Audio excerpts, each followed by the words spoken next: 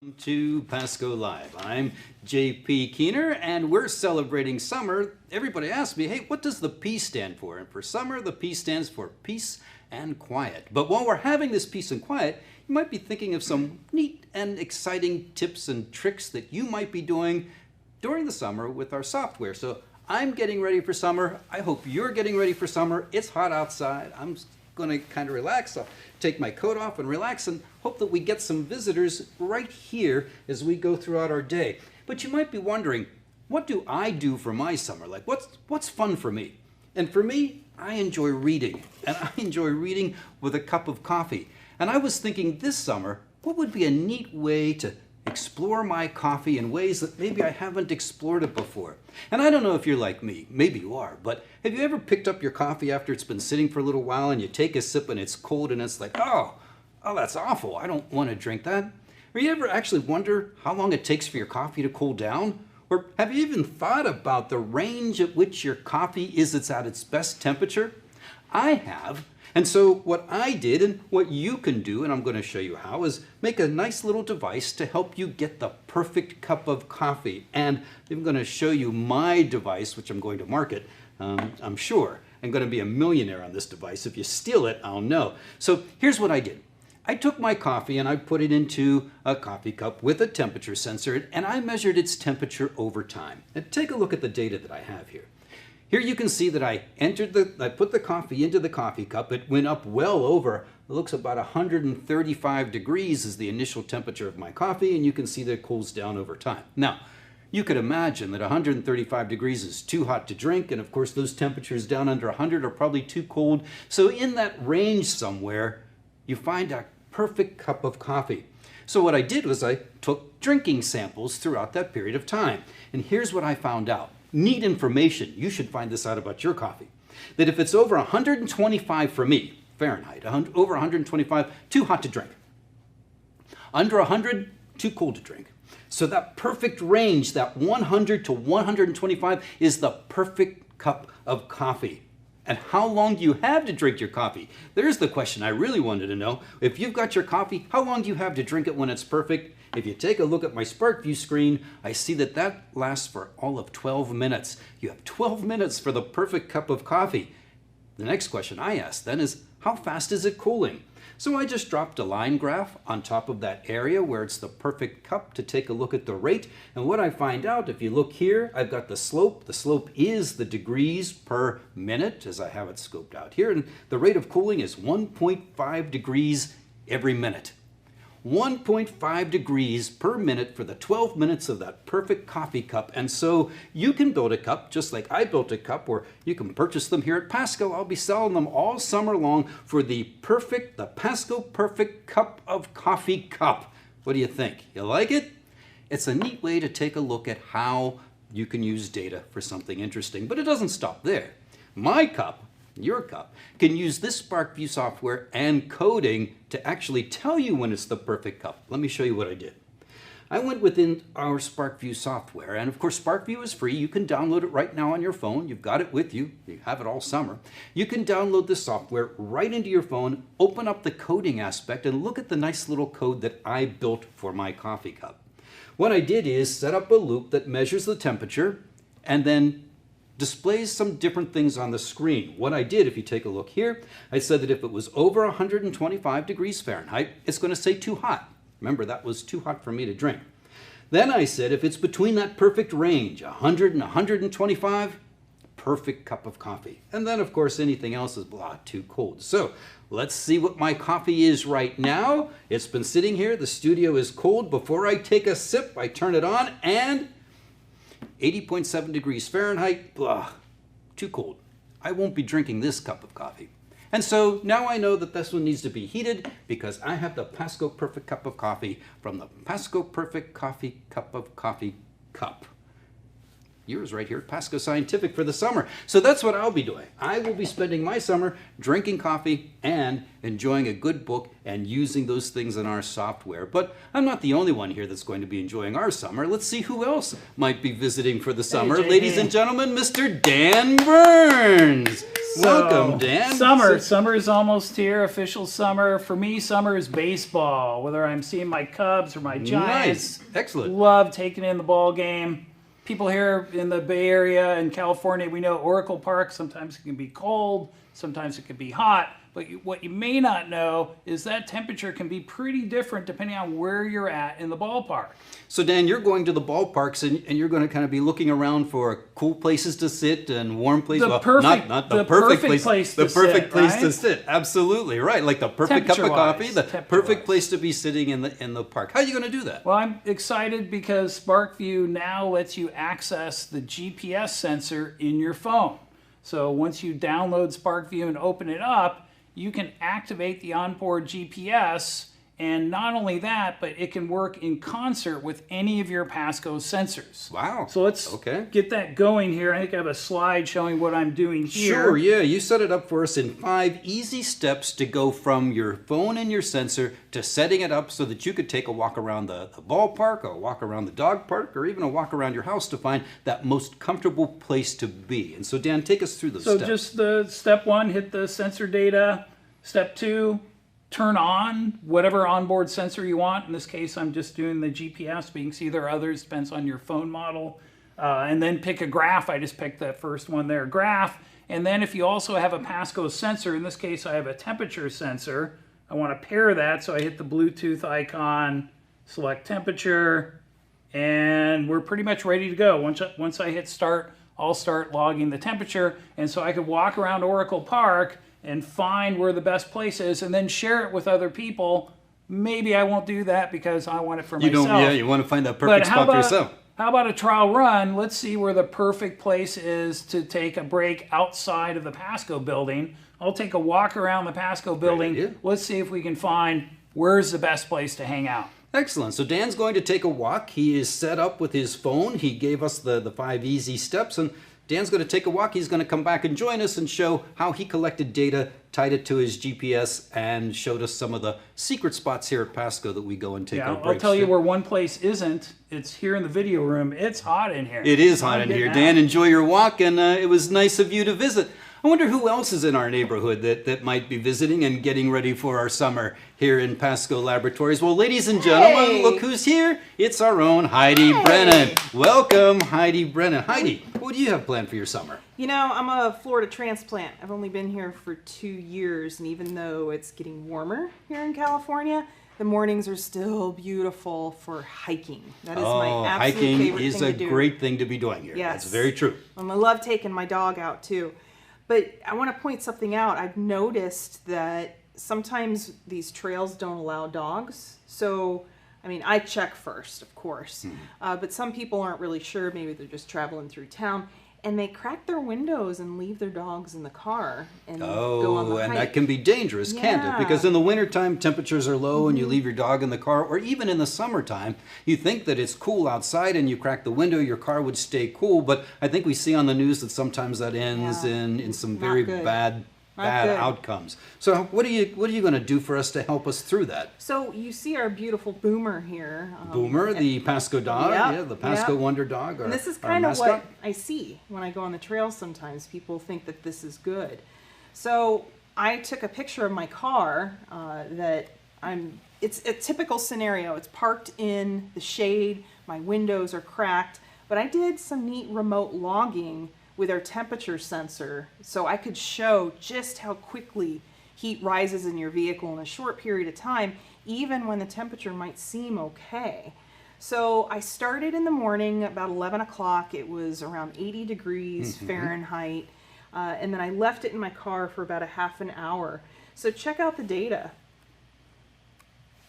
Look at that. So you can see at the very beginning, that's me. I started my remote logging in the building. I didn't want to take my computer outside.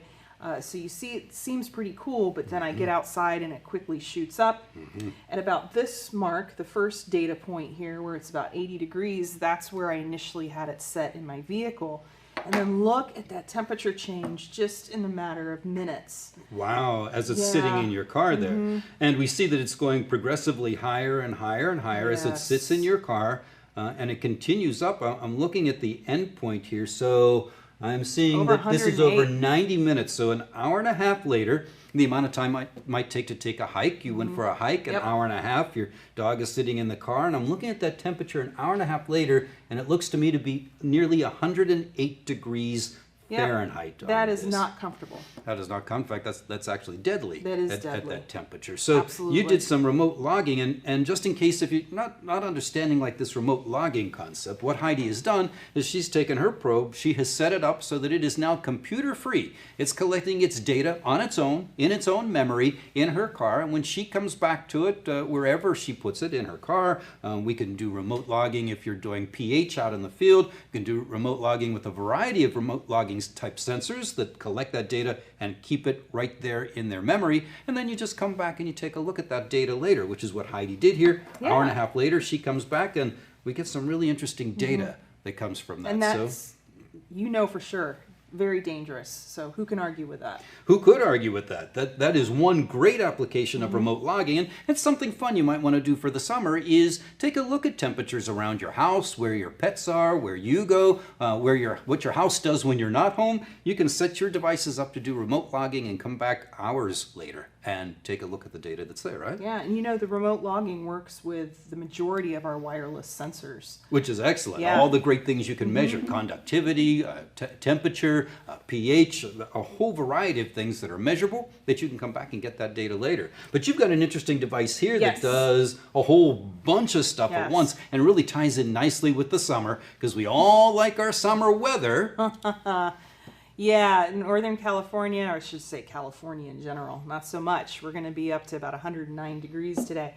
But let me just show you some remote data logging with the GPS capability and the weather sensor. We heard Dan say that that's what he's doing right now. He set up the GPS with a temperature sensor. And this is an example of our property here. I did a complete walk around the building. I set up the remote logging. I actually used my phone for this one too. So I set up the remote logging. And then I put it in my pocket and I went for a walk, and then I've got this great aerial data. I can set it to temperature, I can set it to speed if I'm trying to get quicker with my walks. But let's see one other application with remote logging and actually show you folks out there how to do it. Oh, we're going to go step by yeah, step. You're going to yeah. take me through it? Absolutely. Okay. So Great. let's All set right. up a weather station. So we're Okay. going to need to go to SPARKvue. All right. I have our SPARKvue software open. Okay. All What right. am I going to do? So I've turned on my weather sensor and we're going to click on remote logging. Remote logging. Okay. Again with the remote logging. Great. All right. All right, so choose the weather sensor. That's the one we were going to want to set up. Okay. Perfect. All right, so from this screen, right off the bat, you're seeing weather sensor, sensors to enable, sample rates. All of that stuff's pretty important. So you know how we use the GPS on this guy?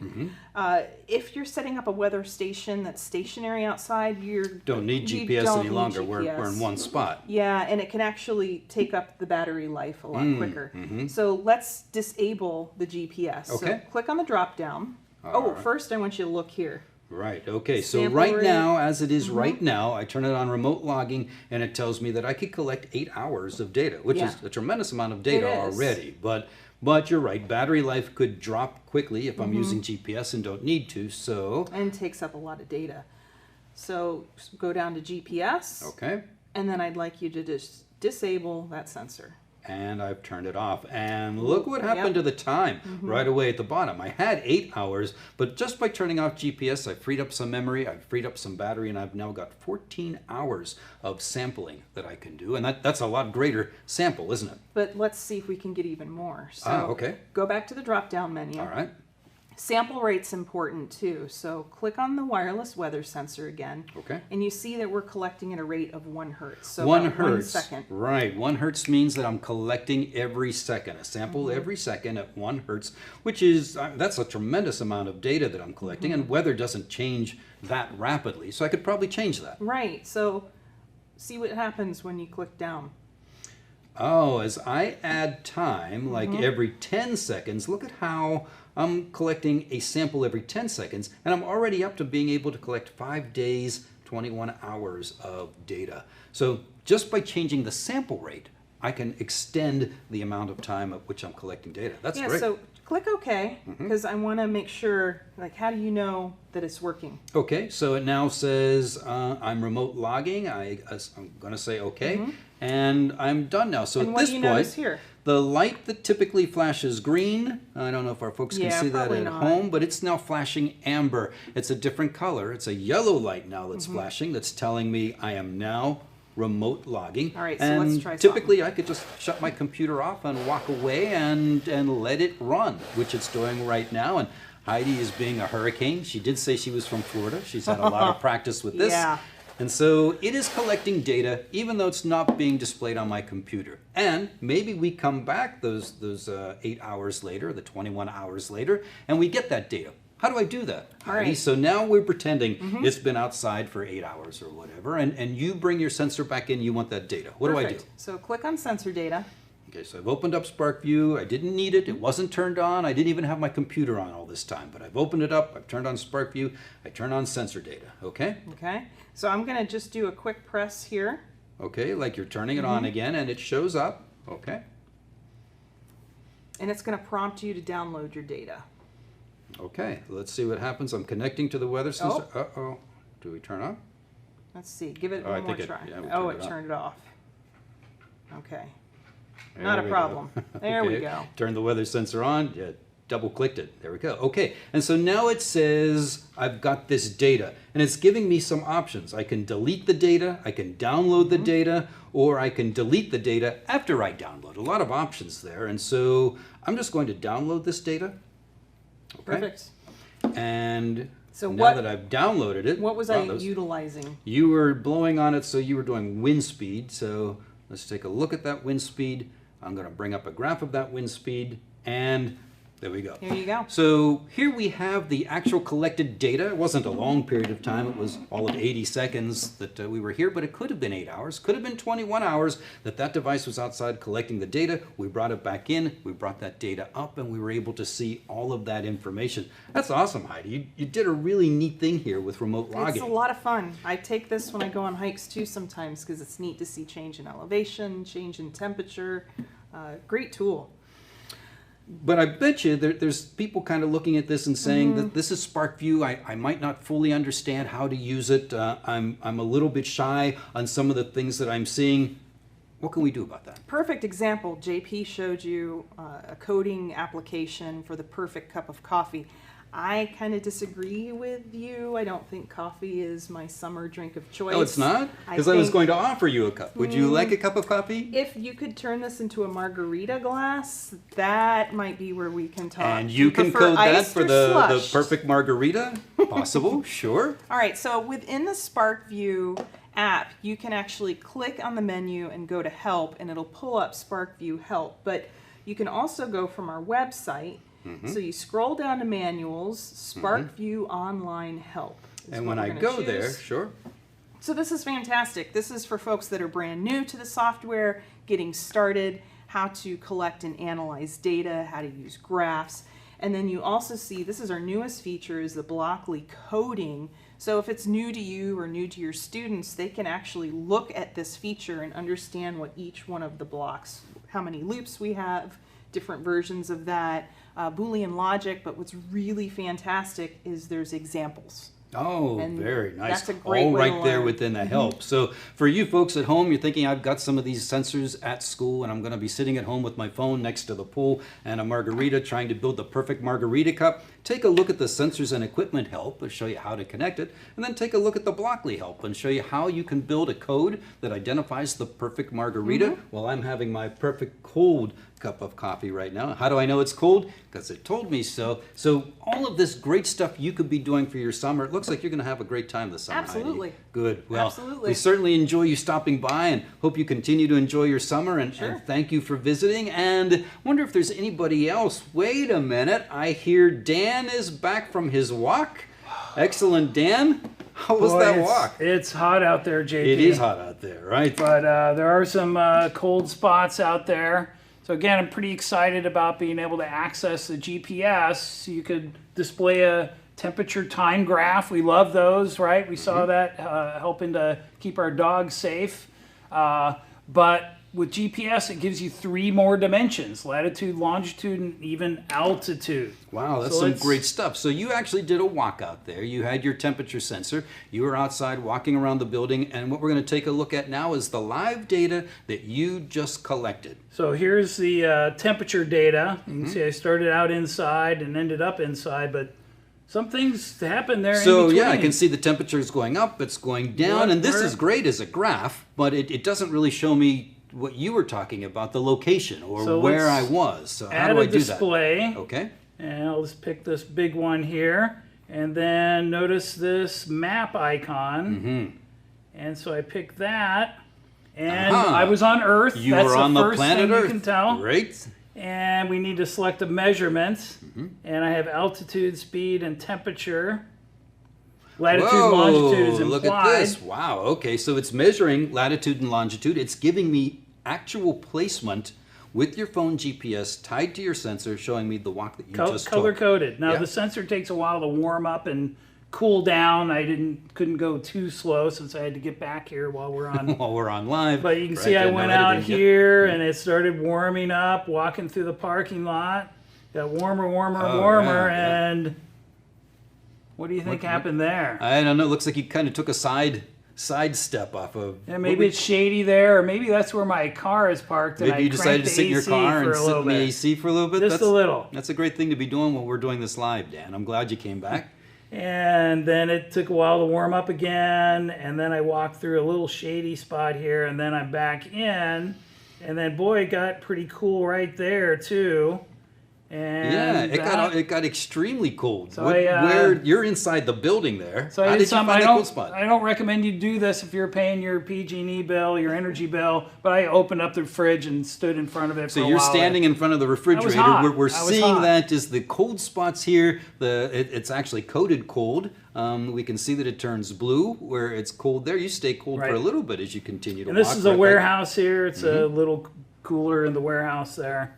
But so you can click on any point, get the latitude, longitude, and whatever sensor you had hooked up. In this case, temperature. And we could look at. It's not going to show much here. Altitude because we're pretty much flat here, staying the right. same. So another dimension, and it's something you already have access to on your phone. And SPARKvue is free on the phone and tablet. So I recommend you map out your cool spots for the summer this summer too. Sounds like a really fun thing to be doing, Dan. You're going to be out walking around. You're looking for that perfect spot Right. for baseball. You're looking for that perfect spot at home. You could just be down by the river and mapping out areas of temperature. And by the way, it doesn't just have to be temperature. Dan, I guess you could probably do this with pH if you wanted to. So you could be looking at pH in the water. You could be Magnetic looking field at would be magnetic cool. field would be an interesting to be mapping as you're walking around. These are all very interesting things, and you're going to have a great summer doing that. Yep. Awesome. Well, Dan, thank you for visiting right here in our little PASCO neighborhood, and we got to see what Dan's going to do for his summer. I wonder if anybody else is going to visit us today here at PASCO Laboratories. Oh, look at You know, this. you're talking about all Wow. these drinks and things to do in the summer. I'm in kind of a Wow, aren't we mariachi. lucky today, mariachi ladies and gentlemen. mood here, It's so- Mr. Roger Palmer. Welcome, Roger. Absolutely. Nice to have you here. Good to be here. Roger, what do you have planned for your summer? Would you like a cup of coffee? I'm telling you, it's too hot outside. It's hot. I mean, it's really hot. Things are melting out there on the sidewalk. So I've got a better idea. Okay. You what know, are you gonna do? as Heidi came from Florida, I had a teaching career in Texas, and I feel a little bit for them because as things heat up, the Gulf gets hot, and the storms start coming in. Oh, yes. So, they're coming in now, by the way. right? Absolutely. So if you're in those Gulf states and you need to get out and you need something for a rainy day, here's a perfect kind of example. First thing I was going to point out is our pH sensor.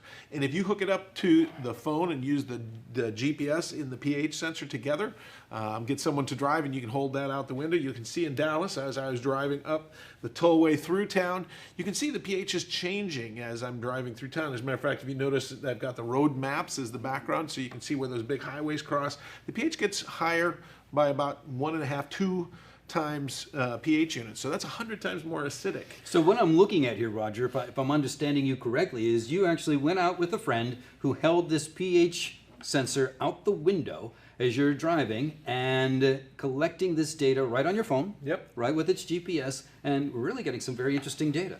You know, as teachers, and you're going to see this and you think, gosh, what other kinds of things you get more questions in mind, as a matter of fact, and you'd be tempted to say, when's the next good rainy day? As a matter of fact, I was so tempted, and we jumped back in the car on a nice long rainy day. We drove all around town to see here, that same sort of pH scale. I've used a yellow to sort of red, but you're going to see in that case, we're about 3 pH units, 1,000 times more acidic. Has more hydrogen in from the carbon dioxide from fuels being burned.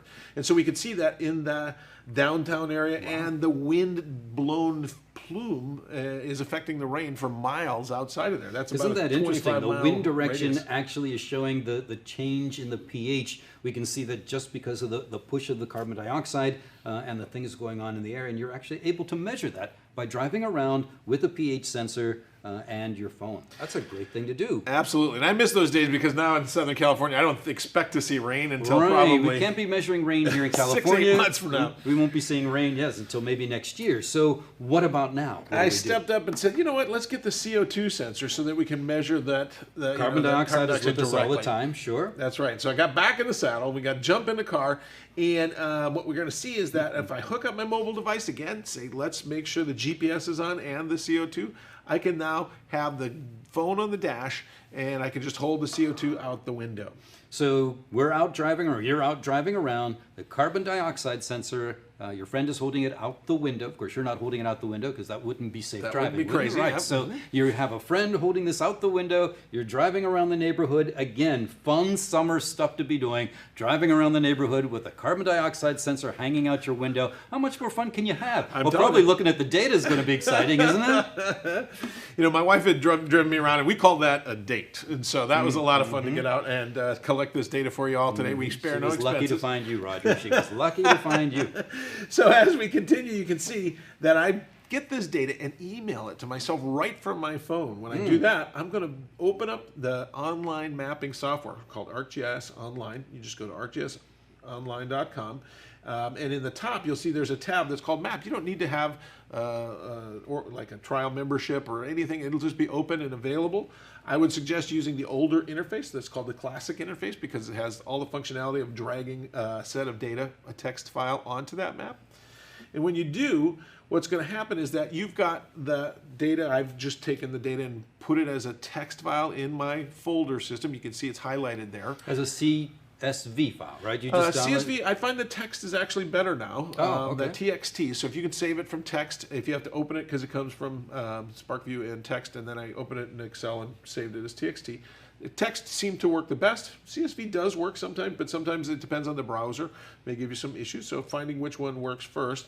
You just literally drag that file onto the map, and we'll find that we can get over to seeing the data. All of a sudden, it will ask you, oh, which of these fields did you want? It'll look for the words latitude and longitude.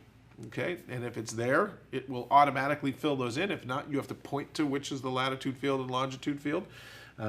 But you can see as the map is finished, here is the CO2 values. I just chose the CO2 to be shown as a sized dot. And so you can see places. In the middle, you'll see where we started. There's a single dot sort of in the middle there. Right here. Yeah, and that's where we were still setting it up inside the car. So we were breathing as we were setting it up, and it was the windows rolled up. So the CO2 level started to increase.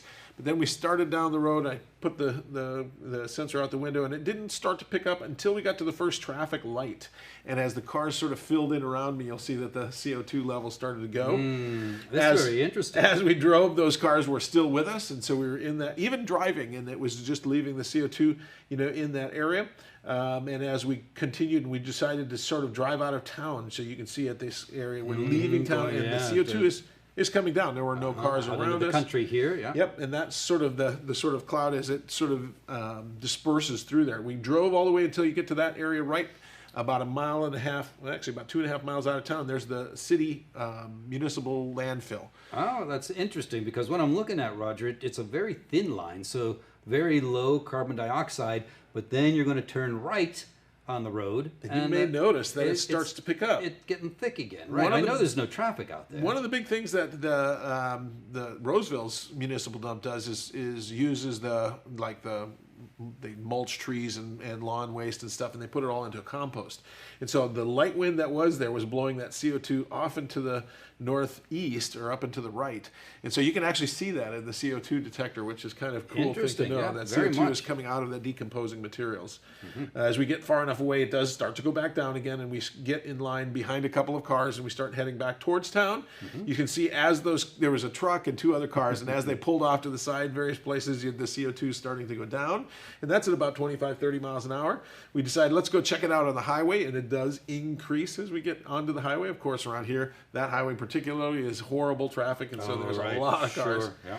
We pass all the way down to the bottom right where we get off and we go into the mall. You see a little set of, I turned it off once we got into that one point just to save the data. Oh. Anytime you're out in the field, it's nice to save your data so you don't get all the way through and then lose it at the end for some reason.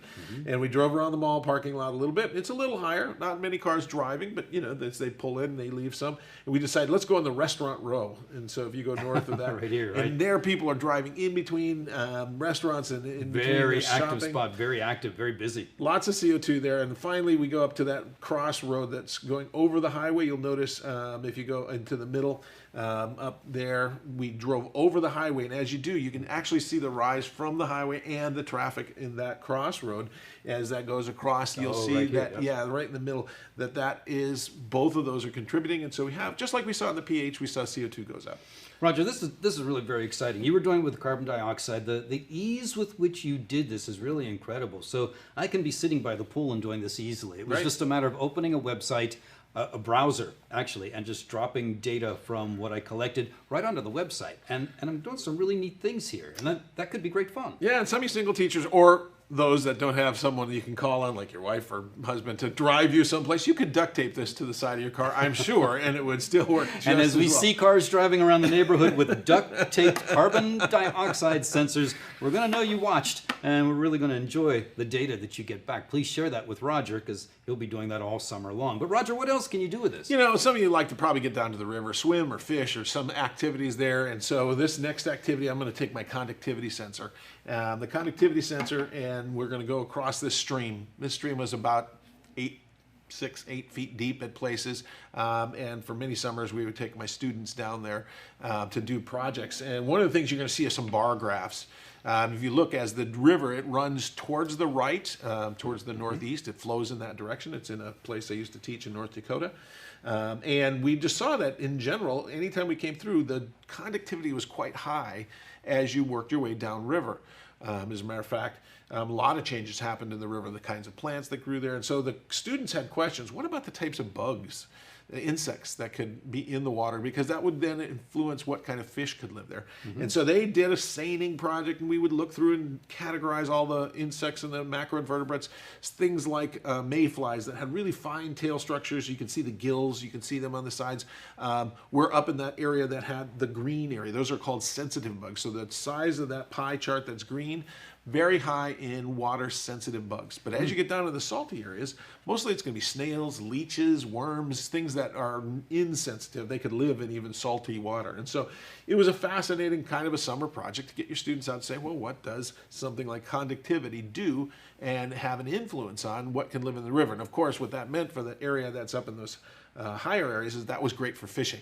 In the lower area, it was less good for Sure, fishing. yeah. Good food means good fish and great fishing. So you could actually map out the good fishing areas. Again, a secret to keep to yourself, because you don't want to be That's sharing the exactly. fishing areas. Dan's keeping his baseball place secret. You're keeping your fishing areas secret. Heidi's keeping her hiking areas secret. These are all great secrets to be keeping, and you can do it all with our software while having fun for the summer. It was the secret motivation to take the summer biology classes I used to teach. And so the last one is, sometimes you're seeing these as just overlays and you get value because of the place that it lies in, but we can also use these measurements in an analytical way. We can take those numbers actually. And the first thing is, maybe we'll just start right outside our building. It's just across the street. That pink sort of building footprint in the lower right is our building. And so we went across the way and we just said, hey, let's add some data that we take with drone photos, for instance. And that's a great summer activity. That could be fun, because lots of folks are using their drones now and taking pictures with them, and now I can drop that in with what you're already collecting. Absolutely. You always have to be careful in terms of where you can fly. You also should be looking at the regulations for drone flights, because that is something that's needed. FAA regulates that kind of thing. And so as we went on, we just flew a little path and we see that S shape there. That's just a small area that's out. It's about the quarter of the size of a football field. And when we were there, you see those dots. Those were where we took 14 pictures or 16 pictures, I think. But the software, if you use data with GIS, can pull those pictures together and take the separate ones and make them one called a mosaic. And so you can see that one of the things you can get is a mosaic image. Now, that's fine because most map softwares already have a good picture, but it's not of today or of this certain time when you flew your drone. The other thing is because you see those pictures from two different areas, just like your eyes, if you close your eyes and look at something, you can tell how far it is from you. The software can actually determine the height of that field. And so while we could use our GPS to get the height of the field, the images can also the software is measuring the height of that field. Right. So we can actually see the hillside here. And that elevation model is what we're going to use to predict in the west, because of the dryness and the extreme heat, 110 degrees. We want to make a fire model out of that. And what we're going to do is take those measurements and the walking the thermometer and humidity sensor that is in the weather sensor. We're going to make a fire model out of those four things: the temperature, humidity, the slope, steeper slope is more dangerous than burning, and the direction that hill points. And so combined with the pictures. Right, that pictures give us that elevation and slope and Nice, the aspect. And so when we do that, here's what those data look like. First, the slope, the steepness. The area that's darkest is the steepest. That was a hillside. We saw that from the So pictures. there's the steepest part of the slope. Yep. Okay. And then when we went in and said, what direction are those hills pointing? If it's facing the sun all day, into the south. If it's looking at the sun, it's going to dry out worse. If it's facing north, that's going to be those bluer sort of shades that you see in there. So And we can that's gonna see be- where it's facing the sun here. Yep. Okay. And then we're going to take those dots, and instead, how do you add these different areas? You can't just add a point to a whole field of data. So you have to actually extrapolate the data into a full surface. You're going to say, hey, shade this map from the points that you had when we walked into a temperature map. Okay, red So is now the I can- hottest. Yeah, now I can see some very hot areas here. Yep. From that aspect. Okay. And last, we're going to look at the humidity because, of course, as that fuel dries out, that's going to be more susceptible to burn. So the places where it's humid are in the bluer kind of maps, but we're going to add those together. We're going to So call we've got each of those. 4 different layers now, and I'm just layering one on top of the other to get Yeah. a big picture of what's happening here. Right. We'll use the software to give them values. Like if it's really dry, we'll give that a 4 because it'll be more flammable. If it's fairly moist, we're going to call that a 1. Same thing with temperature. High temperatures are high 4s, low temperatures are 1. And if it's steep, it gets a 4, and if it's flat, it gets a 1. So we add all those together, and here's the final product that you can take from probes and some other kinds of data. And that's the power of marrying data with GIS, is that you can make cool models that are mathematical. So this might be a great extreme project for your community college, for some projects that you might be doing, your summer work together with a park that you go and visit. And all of those are great values. And my students have always had the opportunity then to share that with either the park as a program, maybe as a service to the firefighters or first responders, but they become very useful as a summer sort of project. From this model alone, I can see that region that we're talking about that is probably most susceptible, most prone to a fire, which is the red flag warning that we're always talking about. Here is where are the most sensitive or the most dangerous areas, and very quickly you mapped out some nice spots for that. Absolutely. Wow, Roger, you're going to be having a great summer. I can see already that you're going to be down to the river, looking at insects, walking around the field, mapping out fires. I'm envious of your summer.